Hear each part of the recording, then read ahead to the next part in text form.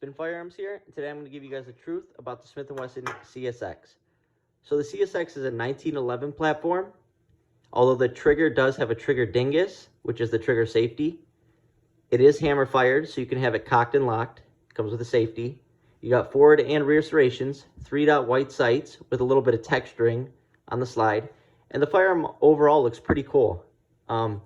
It's aluminum frame, so it is a little heavier, but that heaviness you don't really notice, and when you shoot it, it makes a big difference. There's very little recoil with this firearm, and so for an everyday carry option in 9mm, this is a great option. It is one of the most ergonomic carry firearms I've ever felt in my life. There's another back strap that it comes with, but I like this back strap, but you can change that out based off how your hand fits the firearm. And now we'll talk about performance a little bit.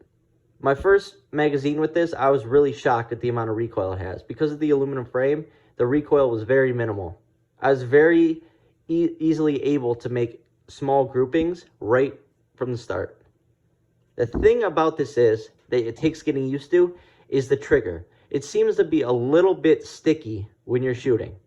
And that's not normal for a 1911 trigger. 1911s are supposed to have the best trigger on any firearm. But for some reason, it's a little slow resetting. So I can show you guys. It's sort of hard to understand. So you rack the slide here, and I'll show you the reset.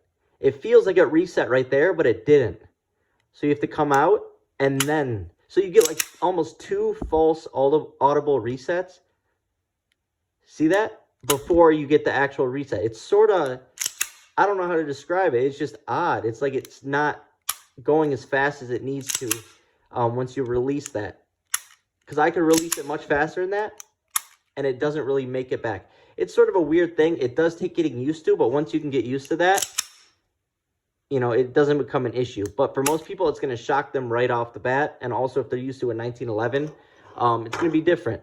It's going to be different. But I get why they did that. It's for safety. This is a everyday carry firearm, a small firearm. People might pocket carry and stuff like that. So it's just to try and avoid the, you know, the round going off in your pocket or something like that if it snags, which most people who are safe with their firearms or carry cocked and locked, it's not going to happen anyway, so I'm not sure why they put it on this firearm.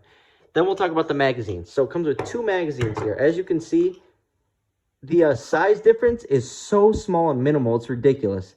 I live in a basically free state, so I'm not sure why they didn't just give me 2 12-round mags. The 10-round mag isn't even flush. It's less than flush. You see that? The back hangs over it, so it's not even a flush mag for 10 rounds.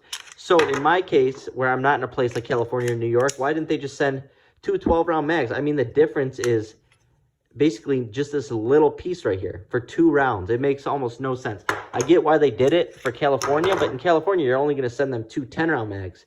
You're not going to send 1 10, 1 12, so why not send 2 12s my way? But I get it. You know, it'll force you to buy another 12-round magazine if you want it. So it is what it is. I'm going to get more magazines for it anyways. It's very minimal for 2 extra rounds. The firearm is great, though. I will say that. Once you get used to the trigger, and if you train with this, I did notice the trigger loosens up a little bit once you hit about 50, 100 rounds. It seems like it starts releasing faster. You don't really notice the audible reset when you got headphones on. Ear protection on.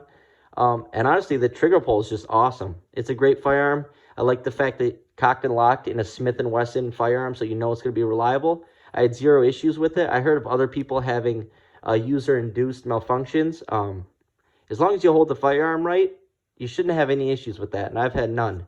I got videos that I'll post after this in the same video of me shooting it, and yeah, overall I'd rate this firearm probably an 8.5 out of 10. It's a great everyday carry option, and I recommend going to your local range and testing one out. That's the truth about the Smith & Wesson CSX.